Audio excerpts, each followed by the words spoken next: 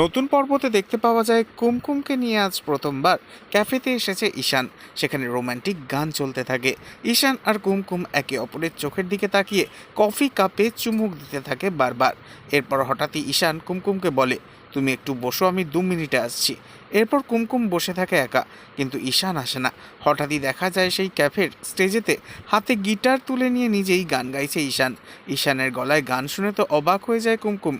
কুমকুম মনে মনে বলতে থাকে, সাহেববাবু এত ভালো গান গাইতে পারেন, আমি তো একেবারে অবাক হয়ে গেলাম।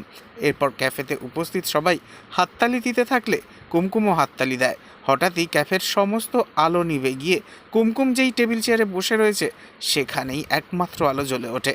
এরপর কুমকুম সেই আলো বরাবর হাঁটতে থাকে আর একেবারে স্টেজে ঈশানের পাশে গিয়ে দাঁড়ায়। এরপর ঈশান কুমকুমের হাত ধরে ভালোবাসার ছলে প্রপোজ করে সকলের সামনে।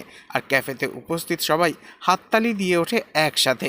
সবটাই যেন কুমকুমের কাছে একটা স্বপ্নের মতো মনে হচ্ছিল আজ। তবে কি হবে আগামী পর্বে, নেক্সট আপডেট জানতে এক্ষুনি সাবস্ক্রাইব করে আমাদের সাথেই থাকুন। ধন্যবাদ।